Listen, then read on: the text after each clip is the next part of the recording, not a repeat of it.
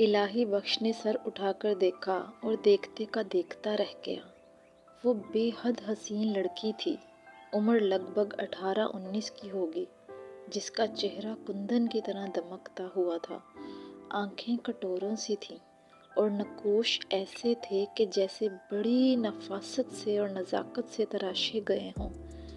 بالائی ہونٹ کے اوپر پسینے کے قطرے یوں چمک رہے تھے جیسے صبح کے وقت گلاب پر شبنم، اور جسم جیسے سانچے میں تیار کیا تھا۔ لڑکی کے ہونٹ یوں کھلے ہوئے تھے جیسے وہ ابھی تک پکار رہی ہو، او مائی گاڈ! الہی بخش ٹکٹکی باندھے دیکھتا رہا۔ اسے اس لڑکی کے سوا کچھ بھی یاد نہیں تھا۔ اسے یہ تک احساس نہیں تھا کہ وہ رنگ کے ڈبے اور برش لگائے ایک فٹ پاتھ پر بیٹھا ہے۔ وہ زمان و مکان سے ماورا ہو گیا تھا۔ الہی بخش کو پہلی نظر میں عشق ہوا تو یہ کوئی نئی بات نہیں تھی۔ اس کا خمیر ہی عشق کی مٹی سے اٹھا تھا۔ میں عاشق نہیں بنوں گا، مجھے نہیں کرنا عشق، مجھے نفرت ہے عشق سے، محبت سے۔ کاش نہ وہ مبتلا عشق ہوتا اور نہ اس کی زندگی نظر عشق ہوتی۔ اسے سمجھ آ گیا تھا کہ معمولی سے غیر اہم فیصلے بھی زندگی پر کتنے بھرپور طریقے سے اثر انداز ہوتے ہیں۔ انسان فیصلہ تو اپنی تقدیر کے مطابق ہی کرتا ہے، لیکن اس پر مرضی اوپر والے کی ہی چلتی ہے، اور اوپر والے نے الہی بخش کی زندگی میں تقدیر محبت لکھ دی تھی۔ وہ جن کے پیروں میں بھنور باندھ دے وہ نہیں بھاگ سکتے سرکار جی، ملنگ نے سرگوشی میں کہا اور بیٹھ گیا۔ اس وقت وہ چھوٹا تھا، اسے بحث کرنی نہیں آتی تھی۔ بڑا ہوا تو بحث کرنے لگا۔ تم مجھے ہمیشہ سے عشق کی تلقین کرتے ہو ابا، پر یہ کیسے ہوتا ہے؟ جسے دیکھا ہی نہ ہو اس سے عشق کیسے ہو سکتا ہے؟ محبت کر، محبت کے سوا کیا کر سکتا ہے؟ سمجھ تو گیا ابا، پر محبت کی تو نہیں جاتی، ہو جاتی ہے۔ ٹھیک کہتا ہے بیٹا، پر محبت بھی بے سبب نہیں ہوتی، کبھی اس کا سبب کوئی خواہش ہوتی ہے، کبھی آدمی محبت کی طلب میں محبت کرتا ہے۔ تیرے پاس محبت کا سبب تو موجود ہے، محبت کا سامان کر۔ کیسے کروں ابا؟ الہی بخش کی باپ کی باتوں سے جھنجھلانے لگا۔ اسے لگا لفظ عشق سے نفرت سی ہونے لگی۔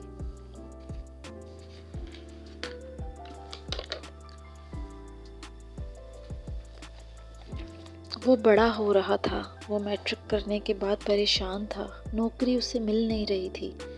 باپ نے کہا رنگ کا کام کر لے، مگر اس میں تعلیم کی توہین محسوس ہوتی تھی، لیکن ماسٹر جی نے سمجھایا تو وہ سمجھ گیا۔ عشق کے معاملے میں بھی یہی ہوا تھا، جو تلقین ابا کرتا اس کے برعکس ماسٹر جی اسے بہتر سمجھاتے اور ان کی بات اس کی سمجھ میں بھی آ جاتی۔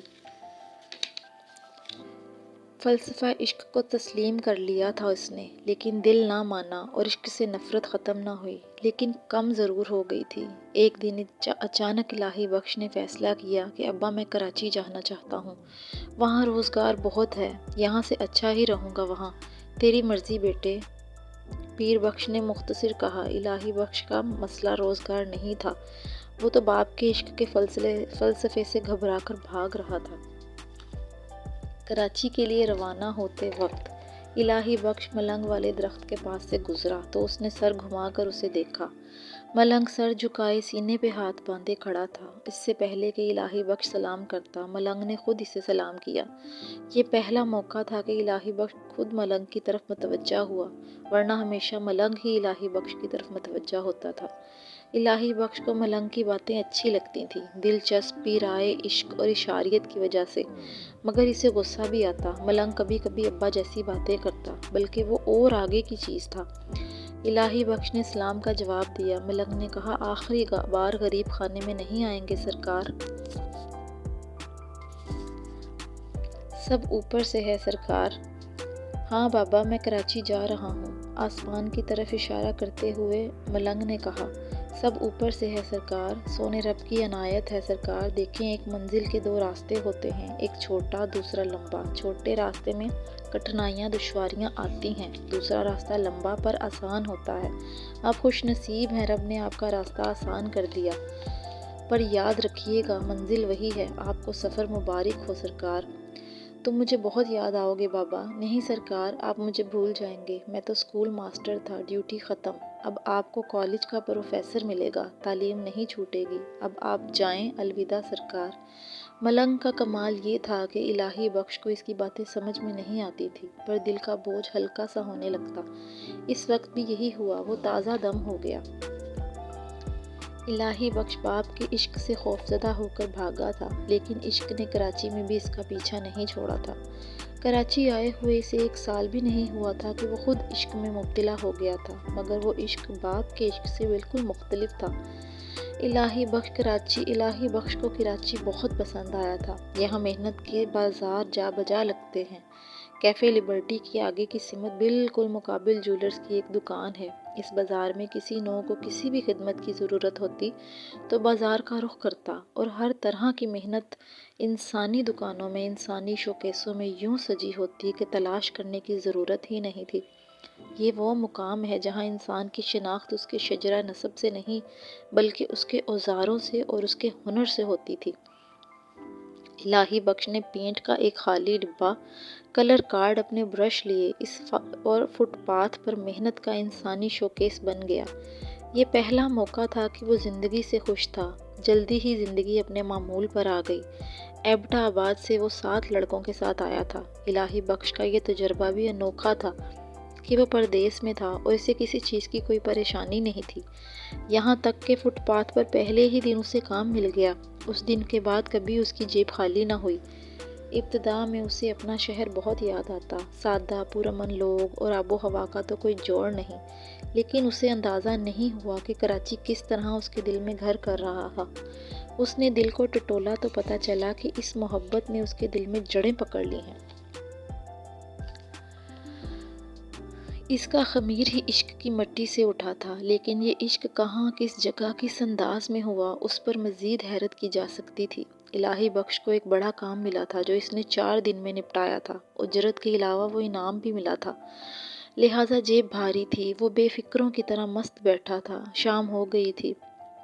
طارق روڈ کی رونق اپنے شباب پر تھی۔ الہی بخش کو یہ وقت بہت اچھا لگتا تھا۔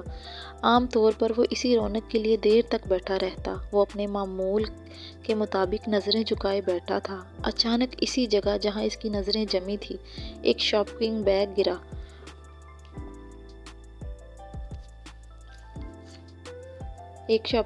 گرا اور اسی طرح اس کے تمام چیزیں بکھر گئی۔ ایک سریلی آواز سنائی دی، او مائی گاڈ! اب دیکھ کیا رہی ہو، اٹھاؤ نا! اس آواز سے وہ چونکا۔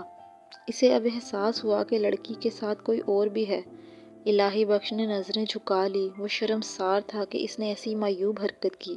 اگلے ہی لمحے لڑکی جھکتے ہوئے اس کی نظروں کے فوکس میں آئی، اور یوں آئی کہ اس کے دل کی دنیا زیر و زبر ہو گئی۔ اسے اپنے کانوں کی لوئیں انگارہ ہوتی اور چہرہ تمتماتا محسوس ہوا۔ تپش سے گھبرا کر اس نے نظریں گھما لی۔ وہ خود میں اتنا شرمسار ہو رہا تھا کہ زمین پھٹ جائے اور وہ اس میں سما جائے۔ اس نے نظریں اٹھا کر دیکھا تو وہ دونوں کب کی جا چکی تھیں۔ الہی بخش نے اطمینان کی سانس لی، لیکن یہ اطمینان وقتی تھا۔ لڑکی کا چہرہ اس کی نظروں میں بس گیا تھا، جو نظروں کے سامنے سے ہٹنے کے لیے تیار نہیں تھا۔ وہ بہت دیر اسی کشمکش میں بیٹھا رہا۔ اس نے ایک راہگیر سے وقت پوچھا تو اسے یقین ہی نہیں آیا کہ 8:15 ہو چکے ہیں۔ الہی بخش بہت حیران ہوا۔ اسے نہ بھوک لگی نہ پیاس، اور اس نے اتنا وقت یوں ہی بیٹھے بیٹھے صرف وہ چہرہ دیکھتے گزار دیا۔ بہرحال وہ اٹھ گیا۔ یہ بات ابھی اس کی سمجھ میں نہیں آئی تھی کہ اسے محبت ہو گئی ہے۔ اسی الجھن میں وہ گھر پہنچا۔ اسے احساس تھا کہ اس کی زندگی میں کوئی بڑا انقلاب آ چکا ہے۔ اس کی آنکھوں میں نیند کا نام و نشان بھی نہیں تھا۔ وہاں تو بس ایک ضدی چہرہ جم کر بیٹھ گیا تھا۔